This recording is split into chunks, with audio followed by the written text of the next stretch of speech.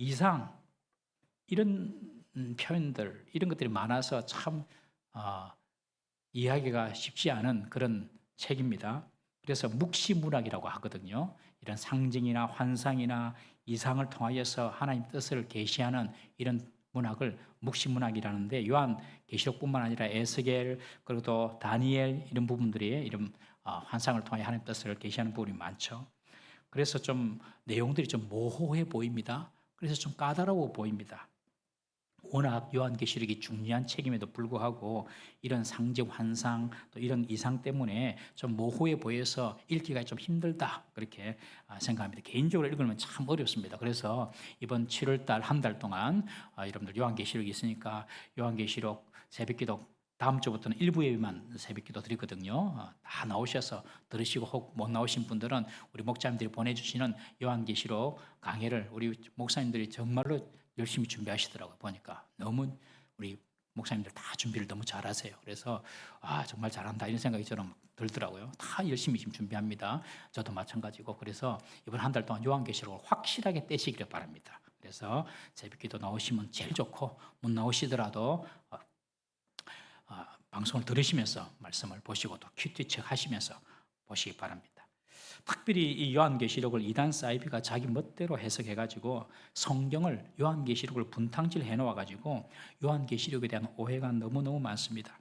특히 요한계시록을 두려움의 책으로 잘못된 선입견을 갖게 만듭니다. 여러분 그러나 요한계시록은 읽고 듣고 지키는 자에게 복을 주기 위한 책임입니다. 아멘입니까? 우리 요한계시록 1장 3절 말씀 한번 읽어보겠습니다. 요한계시록 1장 3절 시작. 이 예언의 말씀을 읽는 자와 듣는 자와 그 가운데 기록한 것을 지키는 자는 복이 있나니 때가 가까움이라. 읽는 자들 요한계시록이 회람서신으로 지어졌기 때문에 이제 돌아가면서 요 교회마다 읽는데 사람들이 모이면 한 사람이 이제 낭독을 하는 겁니다. 낭독하면 낭독하는 자와 그리고 그것을 듣는 자와 그리고 그것을 지키는 자가 복이 있다. 여러분 요한계시록은요 우리에게 복을 주시려고 주신 책이에요. 두렵게 하려고 주신 책이 아니고 요한계시록은 복을 주시려고 주신 책이다. 여러분 요한계시록 읽는 그리고 듣고 그 가운데 말씀을 지키는 가운데 하나님의 복을 받기를 주의 이름으로 축복합니다. 어떤 사람은 가난에서 해방되는 복을 받을 수도 있고요. 어떤 사람은 질병에서 치유받는 복을 받을 수도 있고요. 어떤 사람은 그렇게 오랫동안 기도했던 기도가 응답되는 복을 받을 수가 있고요. 어떤 사람은 관계가 어려운 분들이 관계가 해결되는 복을 받을 수도 있고요. 여기 하나님께서요 예수님께서 말씀하시잖아요. 이 예언의 말씀을 읽는 자와 듣는 자와 그 가운데 기록된 것을 지키는 자가 복이 있다. 예수님의 약속입니다. 여러분 이 말씀을 주님께서 내게 주신 약속으로 받으시기 바랍니다. 성경을 봐도 멀뚱멀뚱 보면 안 됩니다, 여러분. 와, 읽는 자, 듣는 자, 그 가운데 기록된 것을 지키는 자가 복이 있다고? 와, 이 말씀을 내가 진짜 제대로 읽어야 되겠다. 그런 마음을 가지셔야 돼요. 멀뚱멀뚱 그냥 예수님께서 말씀하시는데 대충 듣고 그러니까 복을 못 받아요, 여러분. 하나님 말씀은요, 우리에게 약속으로 주시는 건 약속으로. 이 말씀을 읽고 듣고 기록된 것을 지키는 자가 복이 있다 그러면 와 복이 있다 아멘 하고 받으세요. 성훈이 받으세요. 멍 때지 말고.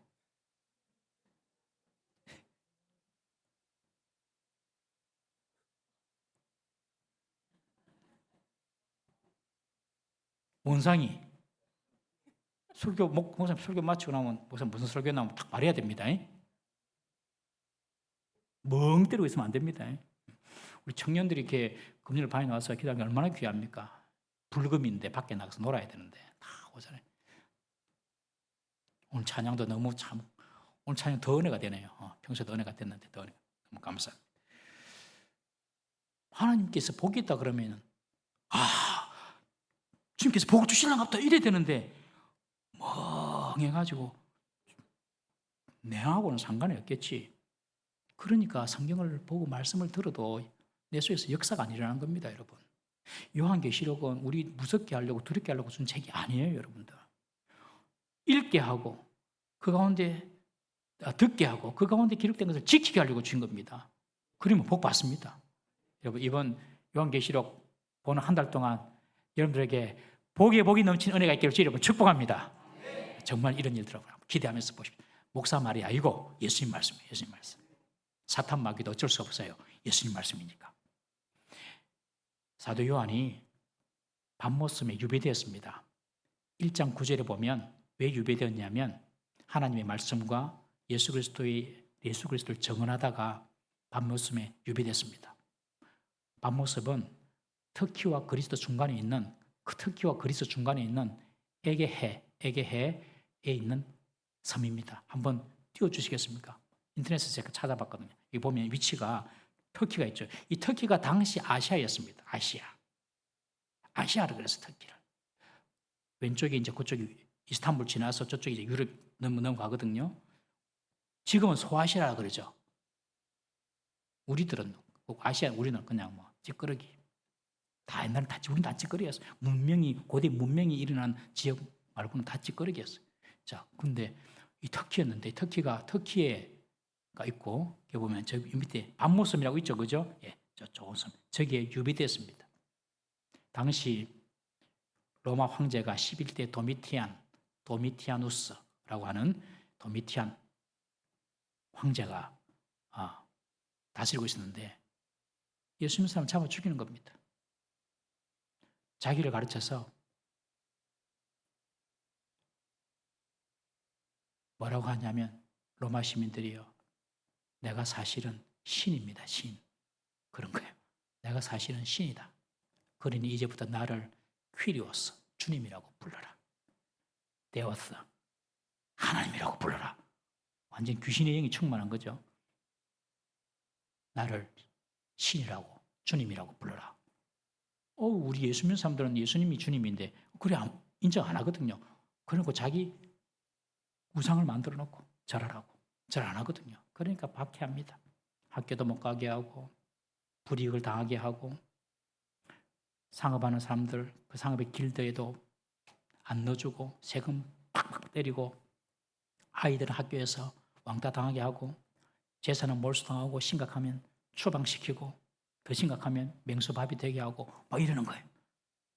그런 어떤 상황 가운데서 요한이 복음을 전가하다가 그냥 잡혀가지고 밤모섬에 가는 거예요. 그 밤모섬에 저도 안 가봤습니다만은 이 성지 순례하는 지역이 돼가지고 거기에는 지금 사도 요한을 기리는 성요한 수도원이 있습니다. 한번 띄워주겠습니까? 지금 이게 유네스코 세계유산에 등록이 돼 있대요. 예. 그리고 저기에는 사도 요한이 계시를 받았다 하고는 계시 동굴이 있습니다. 한번 띄워주십시오. 계시 동굴이 뭐 장사를 위해서 하는지 모르지만은 여행객들을 위해서 하는 게 있어요. 예. 어쨌든 밤모섬에서 이런 것들이 있습니다. 지금 유네스코 세계유산에 등록되어 있답니다.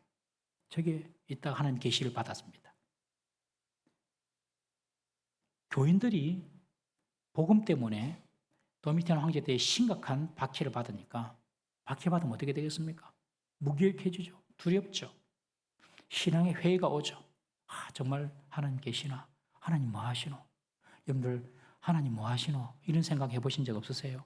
나는 이렇게 힘들어 죽겠는데 나는 이렇게 기도하는데 하나님 뭐 하시노? 하나님 내 기도 왜 안 들어주시노? 여러분 그렇게 생각할 때가 있지 않습니까? 그 당시 사람들이 그랬어요. 그래서 더 나아가서 배도의 유혹까지 받습니다. 예수 못 믿겠다. 포기하자. 막. 유대교로 가든지 아니면 다신교를 믿든지 뭐 그래 하자 하면서 신앙을 포기하는 사람이 안 생기겠습니까? 그 상황에. 그래서 주님께서 사도 요한에게 일어날 일들에 대한 환상을 보여주시면서 곧 주님 오신다. 믿음을 지키고 그리고 가지고 있는 그 믿음을 잘 보호하고 끝까지 소망을 품고 확신을 가지고 살아라. 위로해주고 격려해주고 소망을 주기 위해서 이 요한계시록을 쓴 겁니다. 요한계시록 가지고 막 두렵게 공포 분위기를 만들고 심판을 막 이야기하면서 주님 오실 때 다 됐으니까 제대로 믿어야 된다. 그러면서 율법적인 그런 행위들을 하게 하고 여러분 심판은요 우리가 대상이 아닙니다. 이제 우리가 요한계시록 보면 여러 가지 재앙들이 많이 나타나요. 일곱 인을 떼고, 그리고 또 일곱 천사가 나팔을 불고, 그리고 또 대접이 쏟아지고. 여러분, 그 재앙들은요 하나님의 백성을 향한 재앙이 아닙니다. 분명히 아셔야 됩니다. 하나님으로 믿지 않는 자들에 대한 심판이에요. 하나님께서 작은 심판, 큰 심판, 예수님께서 재림하셔서 오시는 큰 심판을 뒤에 두고 그럼 작은 심판을 착착착 보여주시는 거예요. 뭐 하라고? 회개하라고. 이런 어떤 환상 이야기를 이제 4장부터 시작하는데, 이런 4장을 이야기하기 전에 먼저 2장, 3장에 그 당시 있었던 터키, 지금 소아시아 지역이죠. 지금 그 터키 지역에 있었던 7교회에 대한 당부, 그리고 7교회에 대한 어떤 책망, 또 칭찬의 편지를 먼저 쓰고 있습니다. 2장, 3장. 4장에 가서 이제 본격적인 환상과 계시가 보여집니다. 그 7교회가 우리가 지금 새벽에 보고 있는데, 에베소 교회, 스무나 교회, 버가모 교회, 두아디라, 사대, 빌라델피아, 그리고 라오디게아, 그렇게 7개입니다. 어떤 세대주의적 전천년선을 주장하는 학자들은, 여러 학자들이 많은데, 이 학자들은요 이 7교회를 교회가 생긴 이후에, 예수님께서 오셔서 교회가 생기죠. 교회가 생긴 이후에 예수님께서 다시 오실 그 재림시대까지 이 시간을 7등분으로 나눠가지고 각 시대마다 나타나는 교회다, 그렇게 정의를 하는 데도 있어요. 그러니 초대 예수님께서 오셔서 만드신 처음 교회부터 예수님께서 다시 오실 그 시대까지 7등분을 나눠가지고, 처음에는 에베소 교회 같은 교회가 나타나고, 그 다음에는 이제 서머나 같은 교회가 나타나고, 제일 마지막 교회가 라오디아 같은 그런 교회가 나타난다. 그때가 되면 이제 주님 오신다, 다 됐다, 이렇게 이야기를 하는 거예요. 듣기는 좀 재밌죠. 호기심이 좀 나지 않습니까, 여러분? 그런데 이렇게 주장하는 근거는 예수님의 재림의 때가 언제인지를 알 수 있다는 그런 전제하에서 이런 해석을 하는 겁니다. 예수님께서 언제 재림하실 것이다, 이거 안다는 거예요. 그래서 그걸 성경에서 다 맞춰가지고 계산해가지고, 그래서 예수님이 언제 오신다라고, 그런 예수님의 때를 전제한 해석입니다. 여러분, 성경은 예수님께서 언제 오시겠다는 그런 때나 시기에 대해서 절대로 말하지 않습니다. 이거 분명해야 돼요. 제자들이 예수님께 이스라엘 회복하시면 언제입니까? 이때입니까? 예수님께서 말씀하세요. 때와 시기는 아버지께서 자기 권한에 두셨다. 너희 알 바가 아니다. 그런데 예수님께서 언제 오실 건지 궁금하세요? 안 궁금하세요? 궁금하잖아요, 다. 왜 궁금하세요? 예수님 오기 전까지만 실컷 놀고, 예수님 오시기 한 일주일 정도 되면, 좀 짧아요, 한 3달 정도 돼. 그때부터는 이제 제대로 다 회개하고 막 하려고, 그렇게 예수님 때가 아주 궁금하시죠. 그러니까 보통 사람들이 예수님 언제 오신가 다 궁금하단 말이죠. 다 궁금하니까 성경을 막 연구합니다. 구약 때부터 만세일이 어떻고, 뭐 유월절 어떻고, 막 숫자를 계산합니다. 와, 그거 계산을 보면요, 머리 나쁜 사람은 예수님 믿지도 못해요. 다 거짓말입니다. 다 거짓말. 허탄한 신화입니다. 이렇게 전부 다 쏘고면 안 됩니다. 우리 1장에 보면 예수 그리스도의 보혈로 거룩 계신 우리라고 말씀하고 계세요. 여러분, 믿음으로 구원받는 거예요. 그리고 때와 시기는 하나님의 아버지의 권한에 주신 거예요. 예수님께서 말씀하신, 나도 모른다. 그러면 사람들이 예수님도 뭐 아들이면서 모르나, 말이 안 된다, 이렇게 이야기하고, 그런 뜻이 아니거든요. 예수님의 아들로서의 신분으로서 그 당시 이스라엘의 혼인 비율을 든 거잖아요.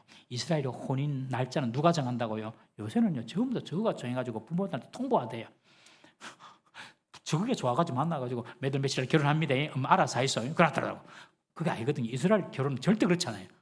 부모가 결정합니다. 아버지가 다 결정합니다. 너 언제 결혼해라. 그런 어떤 결혼식의 그 관례를 따라서 예수님께서 하신 말씀이에요. 그러니까 아들도 모른다. 아버지의 권한이다. 그렇게 말을 하는데, 워낙 사람들이 세상에 어수선해지니까 언제 예수 오실 때가 다겠다. 자기 언제 죽을지는 모르고 그 전에 죽을 수도 있는데, 아마 대부분 죽을걸요, 그 전에. 그런데 그거는 생각 못하고 때가 언제다, 여기에 관심을 갖고 있습니다. 여러분, 다 잘못된 겁니다.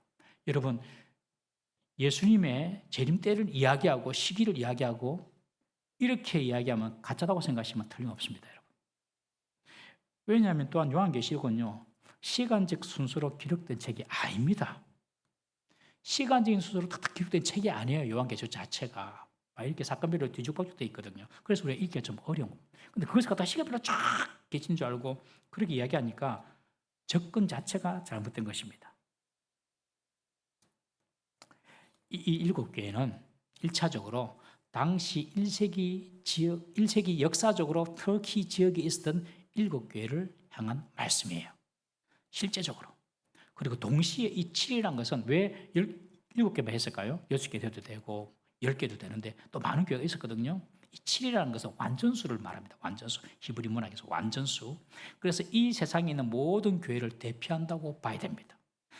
7교회가 시대별로 나타난 그런 교회가 아니고 모든 교회를 대표한다. 그것이 29절에 나와 있어요. 29절 한번 읽어볼까요? 29절, 본문 29절 시작.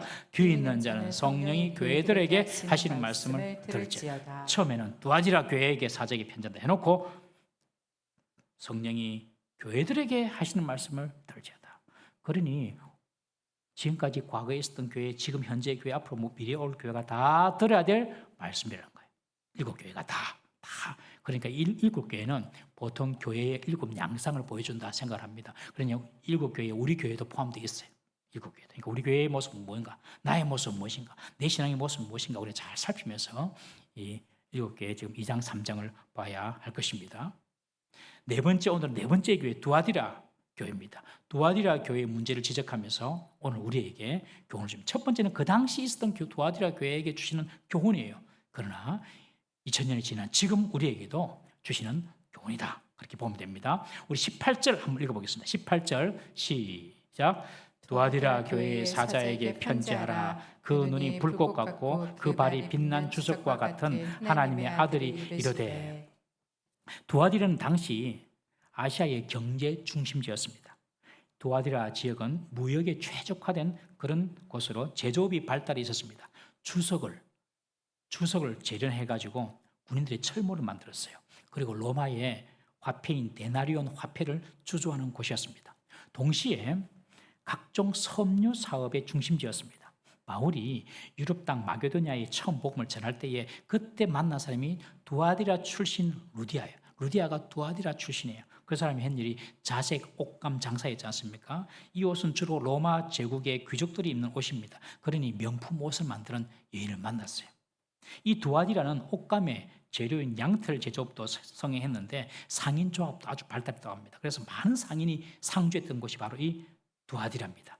무역과 상업이 발달한 부유한 도시, 바로 두아디라입니다. 이 두아디라에 대해서 예수님께서 말씀하시면서 당신을 이렇게 계시하고 표현합니다. 뭐라고요? 첫 번째, 눈이 불꽃 같고, 두 번째, 그 발이 빛난 주석과 같고, 세 번째, 하나님의 아들인, 이렇게 표현해요. 여러분, 7교회 모두 예수님께서 당신을 표현하고 당신을 계시하는 것이 다 다릅니다. 다 달라요. 그것은 예수님께서 각 교회의 상황에 맞게 당신을 계시해 준다는 뜻이에요. 각 상황에 맞게. 예를 들면 에베소 교회는 우리가 봤지만은 처음 사랑을 잃어버린 교회였어요. 거기서 예수님은 뭐라고 당신을 표현하냐면 7별을 가지고 7금촛대 사이를 다닌다. 그렇게 표현합니다. 7별이 교회의 7사자거든요. 교회를 지키는, 교회를 이끄는 7사자. 그것을 가지고. 그리고 7금촛대가 바로 교회를 상징하거든요. 그러니 7별, 교회의 사자인 7별을 가지고 7금촛대, 교회를 상징하는 그 촛대사를 예수님께서 거느시는 거예요. 이 말은 교회를 통치하시는 분이 누구시다? 예수님이시다는 거예요. 예수님.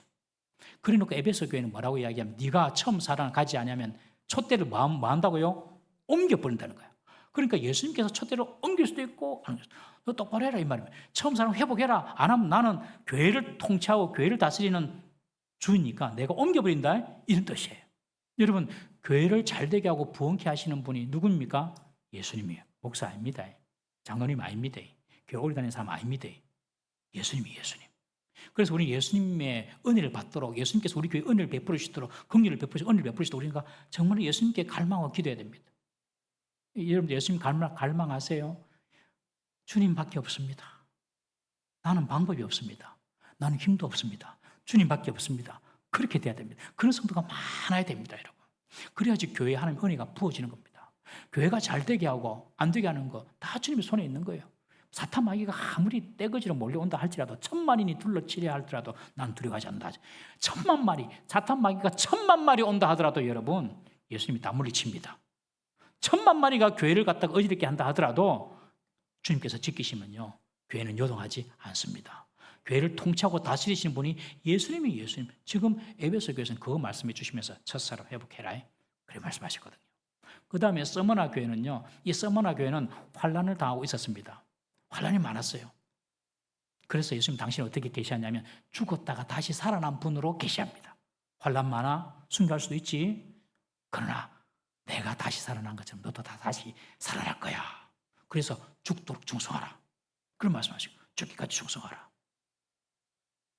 예수님이 죽었다가 다시 살아나신 분으로 묘사해 주고 자기를 그렇게 표현하는 거예요. 환란이 많은 교회니까 너무 환란 두려워하지 마라. 죽는 것도 괜찮다. 다시 살아난다. 그리고 버가모 교회는요, 사탄의 권좌가 있는 곳으로 소개하면서 좌우에 날선 금을 가진 예수님이 나타납니다. 나는 좌우에 날선 금을 가진 이 금으로 싸우시는 예수님. 그 교회 형편에 맞게 이야기합니다. 4대 교회는요, 죽은 교회였거든요.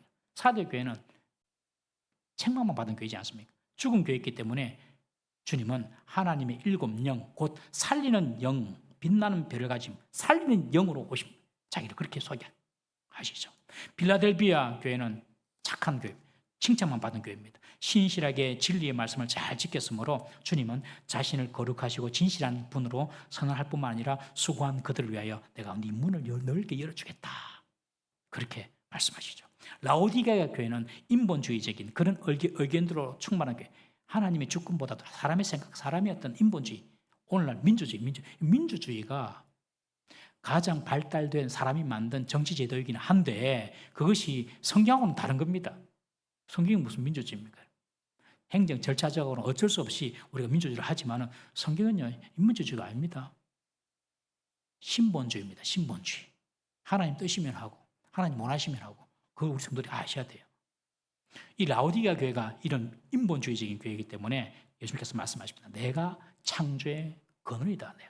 내가 창조의 근원이다. 어떻게 사람 이야기하냐? 내가 근원이다. 내가 근원, 창조의. 그렇게 말씀하시는 거예요. 이렇게 각 7교회마다 예수님은 그 교회의 어떤 양상과 그 교회의 문제에 맞게 당신을 이렇게 계시해 주십니다. 여러분, 하나님께서 여러분들에게는 어떻게 나타나세요? 여러분, 하나님 하면 어떤 생각이 드세요? 하나님 어떤 생각이 드세요? 하나님 아버지 어떤 생각이 드세요? 어떤 사람은 두려운 하나님을 생각하죠. 이런 분은 자기의 죄와 자기의 어떤 허물에 대해서 늘 죄책감을 가지고 있고 두려워하는 마음이 있는 사람이에요. 주님께서 십자가에 다 용서해 주셨습니다. 또 어떤 분들은 하나님 하면 참 좋으신 아버지지. 이런 분은 하나님께서 우리를 구원하기 위하여 독생자 아들 예수님을 보내신 그 사랑이 얼마나 큰지 그 사랑과 은혜를 깨닫는 사람이에요. 또 하나님 하면 여러분들 어떤 생각이 드세요? 멍한 사람도 있어요. 뭐지? 모르겠는데 이런 분들은 하나님과 인격적인 관계가 없는 사람이에요. 이건 심각한 겁니다. 종교 행위만 하는 겁니다. 종교 행위. 와서 예배하고 말씀 듣고 하는데 다 종교 행위예요. 여러분, 하나님 하면 어떤 하나님, 어떤 생각, 어떤 지식이 여러분들에게 있으세요? 오늘 7교회에게 전부 다 그 교회의 양성에 맞게 주님께서 보여주시잖아요. 여러분, 우리 하나님은요, 정말 우리의 아버지입니다. 좋은 아버지. 예수님께서 그렇게 알려주셨잖아요. 하나님을 아빠, 아버지라고 불러라고. 그래서 주기도 문도 하늘에 계신 우리 아버지요. 그래 하잖아요. 이 두아디라 교회는 예수님께서 7 금초대 사이를 다니시는 분으로 촛대를 에베소 교회, 이 두아디라 교회는 불꽃 같은 눈으로, 그리고 빛난 주석을 신발 신으시고 하나님 아들로 말합니다. 이 불꽃 같은 눈이란 것은 내가 너희 교회의 실상을 낱낱이 살피며 다 보고 있다. 내가 너의 모든 행위를 다 보고 있다. 네가 지난 여름에 뭐 했는지도 나는 다 알고 있다. 그거 지금 예수님께서 하신 말씀. 불꽃 같은 눈으로 본단 말이죠. 여러분, 들키지 않는 범죄는요, 회개한 죄 말고는 없습니다. 다 드러납니다. 그러나 회개하면 주님께서 덮어주십니다. 믿습니까? 회개하면 다 덮어주세요. 근데 회개하지 않는 죄는요, 주님께서 들춰냅니다. 모든 것이 주님의 눈앞에 드러납니다. 쥐도 새도 모르게 이런 말 없어요. 이 말은 무슨 말이냐면 쥐도 새도 모르게, 이 말은 쥐와 새만 모르고 다 안다는 뜻이에요. 그러니 주님께서 불꽃 같은 걸 본단 말이죠. 거기 어떻게 우리가 그죠? 서겠습니까? 그러니 회개해야 돼요. 회개하면 덮어집니다. 불꽃 같은 눈으로 좀 본다니까요. 주님께서 두아디라 교회를. 그리고 빛난 주석과 같은 발이란 것은 용광로에서 재련한 주석처럼 강하고 단단한 발이거든요. 그 철광석 강단한 그 발, 이것은 심판의 때에 대적을 밟으며 가루로 만들어버릴 발입니다. 여러분, 예수님은요, 재림 예수님은요, 2000년 전에 말구 위에 오신 아기가 아닙니다. 착각하면 안 됩니다. 재림 예수님은요, 심판주로 오십니다. 밟아봅니다, 전부 다. 주석 같은 발로. 심판주로 오십니다, 여러분. 재림 예수님은요, 초림 오신 예수님처럼 경수하고 온유하고 이런 분 아닙니다. 착각하면 안 됩니다. 용사로 오십니다. 용사로. 사탄의 진을 파하고 모든 악한 것들은 전부 다 불에다 태워버리고 넣어버리는 무시무시한 심판으로 오십니다. 그런데 우리에게는 아버지입니다. 이걸 아셔야 돼요. 우리에게는 아버지입니다. 믿지 않는 자들이 두려워해야 됩니다. 그때는 늦습니다. 없습니다. 기회가. 그래서 빛난 주석과 같은 발을 가졌다. 그렇게 말씀합니다. 다 밟아버리면 다 먼지가루가 되어버립니다. 두아디라 교회 회개하지 않으면 그렇게 되겠어요. 이 말입니다. 또한 하나님의 아들로 당신을 표현합니다. 이 하나님의 아들의 형상으로 예수님 당신을 계시하신 것은 이 두아디라라는 지역이 제우스의 아들 아폴로를 신으로 섬기는 도시였어요. 아주 프라이드가 강했습니다. 우리는 제우스의 아들 아폴로를 섬기는 사람들이다. 아폴로가 이 세상을 다스리신다. 이런 그들의 신앙에 예수님께서 정말 이 세상을 다스리는 자는 하나님의 아들 예수지 나지 제우스의 아들 아폴로가 아니다. 그걸 지금 보여주시는 거예요. 그래서 하나님 아들로 예수님께서 오십니다. 여러분, 예수님께서 세상을 다스리시고 통치하시는 줄 믿으시기 바랍니다. 우리가 어떤 상황이 있더라도 주님 다 아세요. 주님께서 통치하세요. 어두운 밤에도 주님께서 우리를 빛으로 이끌어 주세요. 우리가 찬양한 대로. 그리고 나서 이 두아디라 교회에게 칭찬과 책망을 하십니다. 그것이 19절, 20절입니다. 한번 읽어보겠습니다. 19절, 20절. 19절, 20절 시작. 내가 내 사업과 사랑과 믿음과 섬김과 인내를 아노니 내 나중 행위가 처음 것보다 많도다. 그러나 내가 책망할 것이 있노라. 자칭 선지자라 하는 여자 이세벨을 내가 용납함이니 그가 내 종들을 가르쳐 꿰어 행음하게 하고 우상의 제물을 먹게 하는도다. 두아디라 교회는요, 정말로 성령의 열매 중에서 중요한 사랑이 있는 교회였어요. 먼저 칭찬하십니다. 먼저 칭찬. 우리 자녀들 양육할 때도 칭찬 먼저 하고 합시다. 먼저 칭찬하세요. 사랑이 많다. 그리고 믿음과 섬김과 인내를 가진 교회다. 주님을 위한 사업을 네가 정말 잘한다. 네 사업, 이 말은 주님을 위한 사업, 사랑, 믿음, 섬김, 인내. 그 박해가 있더라도 신앙을 잘 지키는 그런 인내가 있었다. 그러면서 나중 행위가 처음 것보다 많다. 네 시작보다 나중이 더 잘된, 나중이 더 좋은 그런 멋진 교회다 하고 칭찬을 해 주십니다.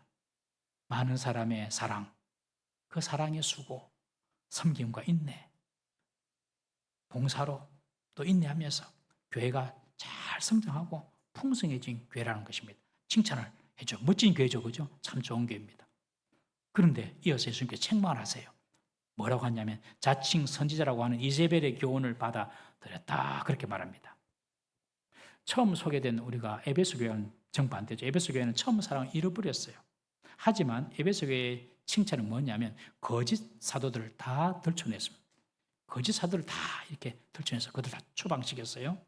반면에 두아디라 교회는 사랑은 있었는데 거짓 선지자라, 자칭 선지라고 이야기하는 이 거짓 선지자 이세벨의 교훈을 용납한 겁니다. 에베소 교회는 냉철한 지식은 있었는데 사랑이 없었어요. 그런데 두아디라 교회는 사랑은 있었는데 복음에 대한 냉철한 지식과 분별력과 판단력과 결단이 없었어요.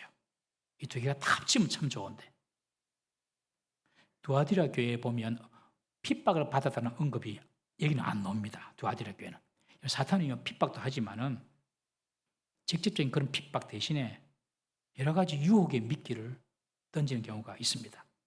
두아디라 교회에 그런 유혹의 미끼가 찾아온 것이죠. 무엇이냐면 자칭 선지자라는 여자가 들어왔어요. 교회에 여자가 들어온 거예요. 근데 여자가 들어왔는데 스스로 선지자라고 하네요. 선지자. 그 앞에 막 가르치는 것을 이 두아디라 교회가 용납한 겁니다. 주님만 그렇게 믿는다고 황제 숭배 안 하고 그럴 필요 없다고, 우리가 믿음이 바뀌지나 그냥 황제 숭배 적당하게 하고 그래 살아도 된다, 이런 식으로 잘못된 거짓된 가르침하는 그런 그리고 우리가 다 영적으로 구원받았기 때문에 우리의 몸을 가지고 범죄해도 괜찮다, 그는 육체적으로 죄를 짓고 해도 괜찮다, 이런 식으로 당시 이원론을 가지고 이야기하기도 하고, 학자들은 이 여자가 아주 외모가 출중하고 그랬대요. 우리 중에 별로 없네. 이세벨이 없는 것 같아요. 그죠? 농담입니다. 아주 외모가 출중하고 매력적인 여자. 그리고 경제적으로도 부유하고 언명과 은사와 능력을 가진 사람이었을 것이라고 추측합니다. 이런 멋진 여가 들어가서 신앙생활 열심히 하는 거예요. 헌금도 열심히 하고 말도 너무너무 잘하고, 그러면서 나는 선지자인데 내가 선지자라면서. 그 당시는 사도도 가짜 사도가 많았잖아요. 돌아다니면서 내가 사도다 이러면서 그런 사람도 많았거든요. 또 내가 하나님께로부터 막 영감을 받았다면 내가 선지자다 이러면서 자칭 성경은 자칭 선지자다. 그러면서 사람들 막 미워한 겁니다. 그런데 원캉 말도 잘하고 또 이렇게 막 돈도 잘 쓰고 또 멋지고 사람들이 매력적으로 생기고 이러니까 그 사람 말에 다 넘어가는, 다는 안 넘어갔지만 넘어가는 사람이 많았어요. 그 결과로 행음하고 우상에 빠진 사람이 두아디라 교회에 많이 생긴 것입니다. 마치 이스라엘을 우상 숭배와 행음으로 이끈 실제 이세벨처럼 두아디라 교회의 사람으로 하여금 이 자칭 여선지자라고 하는 자가 와서 그 두아디라 사람들을 행음하게 하고 우상 제물을 먹게 한 겁니다.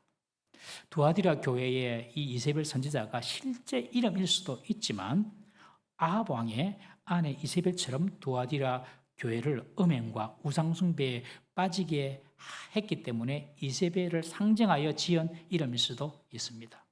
여러분, 이세벨 왕이 어떤 왕이었습니까? 여러분, 이스라엘 역사상 가장 악한 왕으로 꼽히는 이 아합 왕의 아내였지 않습니까?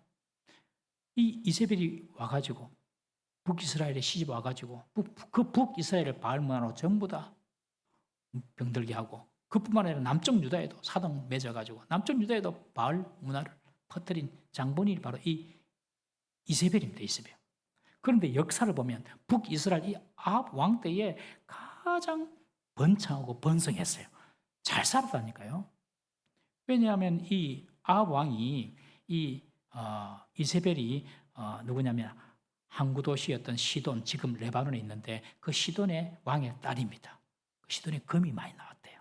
그리고 또 무역이 막 이게 활발했던 항구 도시이기 때문에, 그래서 이세벨을 데리고 왔는데, 그래서 그 덕에 북이스라엘이 잘 먹고 잘 살았어요. 여러분, 잘 먹고 잘 산다고 그게 꼭 다 하나님 복이라고 보면 안 되는 거예요. 거기서 하나님을 떠나고 타락하고 우상 숭배하면은 저주입니다, 저주. 우리가 잘 먹고 잘 살 일이 생기면 내가 주를 위해 어떻게 살까, 이렇게 생각해야 되는 거예요. 맞습니까? 예, 그렇게 생각하셔야 돼요. 북이스라엘 이 이세벨 때문에 잘 먹고 잘 살았어요. 그러나 영적으로는 가장 어두운 시기였습니다. 그랬던 이세벨처럼 이 두아디라에 들어온 이 여인도 지금 두아디라 교회를 그렇게 만들고 있기 때문에 이세벨의 이름을 썼을 수도 있어요. 아니면 진짜 이세벨일 수도 있고. 어쨌든 이 이세벨은 뭐라고 말하면 자칭 선지자라고 합니다. 자칭 선지자. 여러분, 성령이 인정하신 선지자가 아니에요. 자칭 선지자예요. 사람들 중에 내가 누군지 알아? 내가 어떤 사람인 줄 알아? 이래 말하는 사람은 전부 다 가짜라고 보면 됩니다. 스스로 좀 대단하다고 말하는 건요, 다 가짜입니다. 하나님 만나면 그렇게 말할 수가 없어요. 하나님의 은혜죠. 내가 뭔데? 바울처럼 죄인의 개수인 내 같은 인간에게 복음을 주셔가지고 이렇게 주의를 하게 하셨나? 그렇게 말한 것이 정상인데 내가 누군 줄 알아? 다 가짜입니다. 다 가짜. 나는 하나님과 친구야. 하나님도 내한테 함부로 못해. 많이 들은 말이지. 나는 하나님의 사도야. 하나님도 내 말 꼼짝 못해. 그런데 사람이 그 말 들으면 재밌다고 웃어요. 심각한데. 나는 억수로 심각하게 듣거든요. 그 말을. 근데 사람들이 재밌다고 그냥 목사님 농담하는 게지. 무슨 농담입니까 그걸. 제가 더 말을 안 하겠습니다만은. 내가 자칭 뭐다. 거의 가짜라면 됩니다. 내가 뭐 이런 일도 하고 저런 일도 하고 뭐 부자고 뭐 어떻고 뭐 하고. 남들이 참 귀합니다. 남들이 참 당신 하나님 복을 받았네. 이래줘야 되는데 자칭 자기가 말하는 것은 가짜입니다. 가짜 여러분. 이 이세벨 선지자가 그랬다는 거예요. 자칭 이세벨 선지자는. 그런데 문제는 이 두아디라 교회가 이 선지자를 그냥 너무 말도 잘하고 너무 뭐 성기도 잘하고 너무 막 잘하니까 그 교회를 그 이세벨을 그냥 용납해 준 겁니다. 교회에 그냥 둔 겁니다. 그냥 치리를 해가 쫓아보내야 되는데 그냥 둔 겁니다. 왜요? 사랑이 많으니까. 사랑이 많은 게 그냥 우리가 그냥 이해해주자. 다 받아주자. 이런 어떤 교회의 어떤 분위기가 있었기 때문에 두아디라 교회가 처음보다 더 많이 성장했을 수도 있습니다. 진보와 성장과 부흥 너무 중요하고 좋죠. 그러나 거기에만 집착하다 보면 영적인 분별력을 잃어버려가지고 거짓도 받아들일 수가 있다는 사실을 꼭 기억해야 됩니다. 여러분, 교회는요, 성장이나 규모나 풍요보다도 거룩과 진리의 가치를 붙들어야 될 줄로 믿습니다. 성도들이 그런 눈을 가지고 있어야 돼요. 거룩과 진리의 가치를 붙잡아야 돼, 우리가. 이걸 놓치면 안 되는 거죠. 두아디라 교회는 사랑도 있었습니다. 믿음도 있었습니다. 섬김도 있었습니다. 시련의 인내도 있었습니다. 그런데 분별력이 없었어요. 하나님은 사랑을 당연히 요구하시지만 동시에 거짓을 분별하는 냉철함과 단호함도 요구하십니다. 사랑이 있다고 무조건 품고 용납해서는 안 됩니다. 죄를 품을 수는 없어요. 죄인은 품어도 죄를 품을 수는 없어요. 회개한 죄인을 품는 것이지 모든 죄인을 품는 것이 아닙니다. 분명히 아셔야 됩니다. 회개한 죄인을 품어요. 교회요. 회개하지 않는 죄인은요, 나가라 해야 됩니다. 회개하려고 오는 거예요. 회개하려고. 여러분이 자식 교육도 마찬가지지 않습니까? 무조건 사랑한다고 됩니까, 여러분들? 무조건 사랑해주면 자녀들이 그냥 말 잘 듣고 그래 합니까? 우리 집은 안 되대, 얘. 우리 집은 최소 딴 집은 모르겠고. 잘못하면 매를 들어야 되고요. 바른 교훈과 훈계를 가르쳐줘야 됩니다. 무조건 사랑한다고. 요새는 자식들 너무 그래가 자식 마음에 상처를 안 주려고 큰일 납니다, 여러분들. 그거는 하나님 말씀으로, 물론 우리 뭐 감정에 하면 안 되죠. 그건 당연히 상처가 되면 안 되지만 하나님 말씀에 분명히 우리는 주의 교훈과 주의 교양으로 가르쳐야 될 줄로 믿습니다. 자녀들이 결혼해가지고 살잖아요. 그래도 부모들이 말해줘야 돼요. 듣든 안 듣든. 우리가 교훈해야 됩니다. 말씀으로 부모들은. 교회도요, 당연히 서로 사랑해야죠.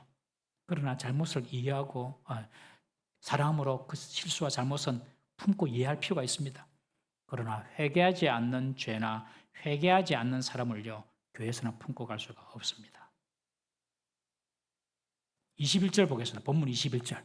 한번 읽어보겠습니다. 21절 읽습니다. 시작. 또 내가 그에게 회개할 기회를 주었으되 자기의 음행을 회개하고자 아니하는도다. 이세벨에게 회개할 기회를 줬대요. 그런데 이 여자는 회개하지 않았어요. 여기에 회개할 기회를 주었을 때 이 말은 현재 진행형으로 쓰여진 헬라어 본문입니다. 계속 주었다는 거예요. 하나님께서. 우리에게 하나님께서 계속 회개할 기회를 주거든요. 절대 하나님께서 한 번 말해놓고 안 들었다고 절대로 징계하지 않습니다. 하나님은. 그런 분 아니에요. 하나님은. 2번, 3번, 4번 쫙쫙쫙 이야기하는데 계속 주는데 회개 안 해요. 그럼 하나님께서 징계하십니다. 이 이세벨 선지자는요, 자칭 이세벨 선지자는요, 회개하지 않았습니다. 그런데 두아디라 교회는 사랑이라는 이름으로 그냥 그 회개하지 않은 선지자조차도 영접하고 용납했는 것입니다. 하나님의 교회를 병들게 하고 죽이는 것입니다. 이런 두아디라 교회에게 경고가 있습니다. 첫 번째, 회개하지 않으면 환난 가운데 빠지게 될 것이다. 우리 22절, 23절 말씀 읽어보겠습니다. 22, 23절 시작. 볼지어다 내가 그를 침상에 던질 터이요 또 그와 더불어 가늠하는 자들도 만일 그의 행위를 회개하지 아니하면 큰 환난 가운데에 던지고 또 내가 사망으로 그의 자녀를 죽이리니 모든 교회가 나는 사람의 뜻과 마음을 살피는 자인 줄 알지라. 내가 너희 각 사람의 행위대로 갚아주리라. 침상에 던질 터이시다. 이것은 병든 사람이 누워있는 침상을 말합니다. 거짓 선지자, 그리고 그 선지자에 따르는 자들, 가늠하는 자들, 행위를 회개하지 않은 자들 큰 환난에 빠지게 되고 그의 자녀들이 사망으로 죽고, 그리고 나는 각 사람의 행위대로 내가 갚아주겠다. 나는 불꽃 같은 눈을 가졌다. 말씀하시는 거예요. 여러분, 우리의 죄에 있어서는 먼지 같은 죄도 다 회개해야 될 줄로 믿습니다. 회개해야 됩니다. 그리고 25절에 그러나 이세벨의 가르침에 따르지 않았던 사람들에게 하는 말이에요. 한번 읽어보겠습니다. 시작. 다만 너에게 있는 것을 내가 올 때까지 굳게 잡아라. 두아디라 교회의 거짓 선지자 이세벨의 가르침을 따르지 않는 신실한 자들에게 해주는 말씀이에요. 내가 너희들에게 앞 24절을 보시면은 더 많은 것을 요구하지 않는다. 내가 더 많은 것을 요구하지 않는다. 여러분, 우리 주님이 우리에게 뭐 많은 것을 요구하는 것이 아니에요. 마르다에게 뭐라고 말합니까? 네 너무 많은 것을 하려고 하는 거 너무 분주하다. 마리아처럼 한 가지만 해, 한 가지만 딱 하잖아요. 예수님이 그렇게 우리에게 많은 것을 요구하지 않으세요. 한 가지. 그 한 가지, 내가 올 때까지 굳게 잡고 있어라. 여러분, 우리에게는 새로운 가르침이나 새로운 진리가 필요하지 않습니다. 여러분, 주위에 혹시 이런 사람 말하면 100% 가짜입니다. 와, 내가 새로운 진리를 깨달았다. 야, 여기가 진짜 하나님 말씀이 계신다. 전부 다 가짜입니다, 여러분. 꼭 기억하세요. 야, 여기가 진짜, 와, 이런 말씀이 있었다. 와, 이런 가르침이 있다. 가보자. 전부 다 가짜입니다, 여러분들. 아시겠습니까? 2000년 전부터 지금까지 그냥 그 말씀을 계속 받고 있는 것이 그것이 진짜입니다. 내가 너에게 다른 거 요구하지 않는다. 너희에게 있는 것을 이미 주셨어요, 우리에게. 2000년 전에 이미 주셨어요. 믿음으로 얻는 구원 이미 주셨어요. 그것을 내가 올 때까지 굳게 잡으라. 여러분, 하나님 말씀을 굳게 잡으시기를 바랍니다. 그냥 대충 알고 대충 믿는 거 말고 하나님 말씀을 굳게 잡으세요. 오늘 아까 우리가 읽었던 요한계시록 1장 3절 말씀에 이 예언의 말씀을 말하고 듣고 그 가운데 기록하는 것을 지킨 자가 보겠다. 그러면 그걸 굳게 하나님 이 말씀을 읽을 때 하나님께서 복을 주셨다고 하셨죠. 제가 이 말씀을 가까이 대하겠습니다. 이 말씀을 읽겠습니다. 굳게 잡아야 돼. 굳게. 여러분, 하나님의 말씀으로 여러분들 주신 약속이 있습니까? 그 약속을 굳게 잡아야 돼. 굳게. 한 말씀에도 그냥 이 말씀 진짜 하나님께서 내게 주신 약속이라고 굳게 잡아요. 그러면 주님께서 역사하십니다. 말씀을 굳게 붙들면 인생이 흔들리지 않습니다, 여러분. 인생이 흔들리는 이유는 말씀을 굳게 붙잡지 못하기 때문에 그렇습니다. 사랑하는 성도 여러분, 말씀을 맺겠습니다. 사랑이 많고 믿음이 강하고 수고와 인내가 가득했던 멋진 두아디라 교회, 그 교회에도 음란과 세속의 성공에 대한 그런 거짓 이세벨의 공격에 노출이 되어가지고 지금 책망을 받습니다. 여러분, 지금도 사탄 마귀가 주님의 교회를 흔들려고 얼마나 호시탐탐 엿보고 있습니까? 오는 사자처럼 삼킬자를 두루 찾고 있습니다. 모든 교회가 지금 영적 전투를 치르고 있어요. 눈에 안 보이는 전투를 치르고 있어요. 저는 동부산교회 목사지만은 하루도 마음 편할 날이 없어요. 안 믿어지죠? 하루도 마음 편할 날 없어요. 하나님 은혜가 아니면 그냥 어찌 될지 모르겠어요. 한 방이 그냥 한 방, 한 방. 여러분 사탄 마귀가요 항상 이렇게 틈을 찾고 노리고 있지 않습니까, 여러분? 그걸 영적으로 여러분 깨어 있어야 됩니다. 교회가 음부의 권세 가운데 흔들리지 못하도록 주께서 우리 가운데 역사하시도록 열심히 우리가 기도해야 될 줄로 믿습니다. 그때 하나님께서 1000만 마리가 오더라도 마귀를 물리치시는 거예요. 우리 개인도 마찬가지입니다. 이런 죄에 빠지지 않도록 기도해야 됩니다. 라오디게아에 있는 풍요의 그런 유혹들, 그리고 세상에 음란한 그런 죄들, 우리가 이런 죄에 빠지지 않도록 다 깨어서 기도해야 됩니다. 이기는 자, 그리고 예수님의 일을 끝까지 지키는 자, 만국을 다스리는 권세를 주신다. 여러분들 주님 오실 때 우리가 만국을 다스릴 거예요. 그리고 이기는 자는 예수님처럼 철장으로 만국을 다스릴 질그릇을 깨트릴 수 있는 그런 권세를 줄 것이다. 이것은 하나님을 배반하고 자신들을 박해한 자들을 다스리게 될 것이라는 것입니다. 우리 성도님 여러분들 사랑은 하셔야 됩니다. 그러나 죄는 용납할 수가 없는 것입니다.